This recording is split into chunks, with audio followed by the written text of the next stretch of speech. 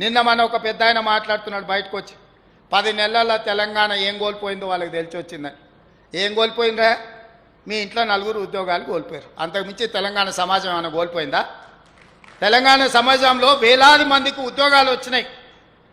తెలంగాణ సమాజంలో 22,22,062 మంది రైతులకు 18,000 కోట్ల రూపాయల రైతు రుణమాఫీ జరిగింది 10 నెలల్లో.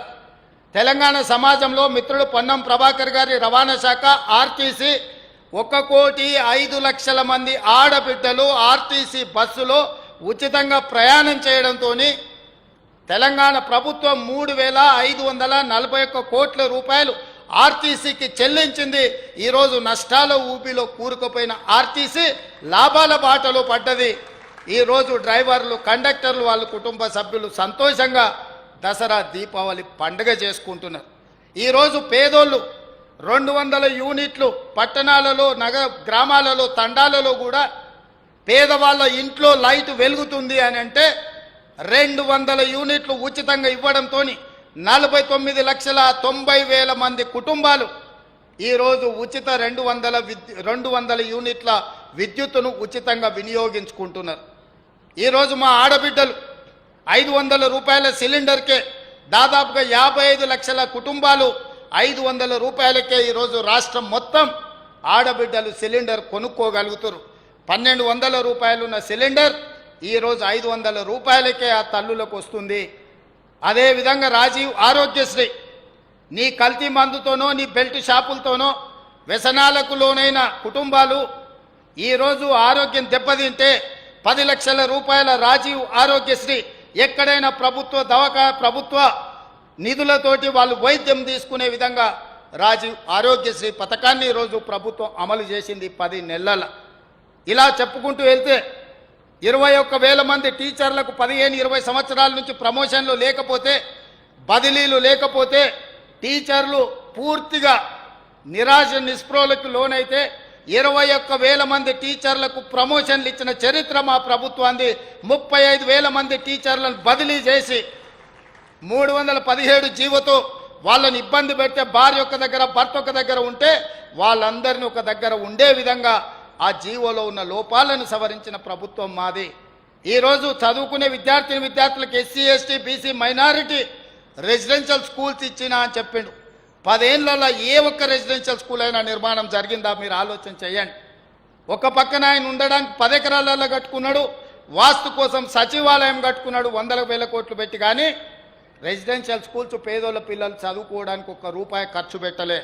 ఈ ప్రభుత్వం వచ్చిన వెంబడే 100 అసెంబ్లీ నియోజకవర్గాలలో SC ST BC minority young India integrated residential schools each క్యాంపస్కి 20-25 ఎకరాల స్థలాన్ని కేటాయించడమే కాదు 125 కోట్లు ఒక్కొక్క క్యాంపస్కి కేటాయించడం. దాదాపుగా 12,000 కోట్ల రూపాయలతోని ఎస్సీ ఎస్టీ బీసీ మైనారిటీ పిల్లలు చదువుకోవడానికి అలా ప్రభుత్వం నిధులు కేటాయించి విద్యనే ఈ తెలంగాణ సమాజాన్ని నిర్మిస్తుంది, విద్యనే ఈ తెలంగాణ సమాజాన్ని ముందుకు తీసుకెళ్తుందని పేదోళ్ళ పిల్లలకు ఈరోజు మేము అవకాశం ఇచ్చినాం. 2011లో గ్రూప్ 1 పరీక్షలు నిర్వహిస్తే ఉమ్మడి రాష్ట్రం తర్వాత 13 సంవత్సరాలు గ్రూప్ 1 పరీక్షల్ని నిర్వహించలేకపోయినారు ఎవరు కూడా. ఆనాడు ఉమ్మడి రాష్ట్రం కావచ్చు, ప్రత్యేక తెలంగాణలో కావచ్చు. 21 సంవత్సరాలు నిండిన నిరుద్యోగ యువకుడు గ్రూప్ 1 ఎగ్జామ్ రాసి పెళ్లి చేసుకోవాలంటే వాడికి 34 ఏళ్ళు వచ్చినాయి. ఆ పరీక్షలు నిర్వహించలేదు. ఎందుకు వానికి వస్తాడా? బెడకాయ ముదిరిన పిల్లగాడు ముదిరిన వాడని పిల్లనిచ్చినోడు వస్తాడా? అట్లాంటిది నేను వచ్చినాక ఇందిరమ్మ ప్రభుత్వం ఏర్పడ్డాక పట్టుబట్టి గ్రూప్ 1 పోస్టు ఖాళీలు అన్నిటిని కలిపి 563 గ్రూప్ 1 ఉద్యోగ నోటిఫికేషన్లు ఇచ్చి ఎన్ని చిక్కుముళ్ళు వేయాలని ఎన్ని అడ్డంకులు సృష్టించాలని ప్రయత్నం చేసినా సక్సెస్ఫుల్గా గ్రూప్ 1 పరీక్షలు నిర్వహించి తొందరలోనే 563 మంది గ్రూప్ 1 అధికారులను తెలంగాణ రాష్ట్రానికి ఇవ్వబోతున్నాం. వాళ్ళు ఈ తెలంగాణ పునర్నిర్మాణంలో భాగస్వాములు కాబోతున్నారు. ఈ 10 నెలల్లో ఈరోజు మా సక్సెస్ స్టోరీ.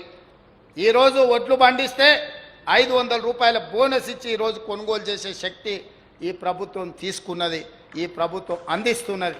రైతులను ఆదుకున్నాం, నిరుద్యోగ యువకులను ఆదుకున్నాం, విద్యార్థులకు సరైన విద్యను అందించే ఆలోచన చేసినాం. వైద్యాన్ని అందించాలని పెండింగ్ ఉన్న హాస్పిటల్స్ అన్నిటిని కూడా కన్స్ట్రక్షన్ పూర్తి చేయాలని ఈరోజు ప్రత్యేకంగా చర్యలు తీసుకున్నాం. ఇవన్నీ కూడా ఈ తెలంగాణ సమాజ పునర్నిర్మాణంలో ప్రజలకు వచ్చినాయి. ఆయన అంటుండు తెలంగాణ సమాజం ఏం కోల్పోయిందో ఇప్పుడు తెలిసి వచ్చిందని.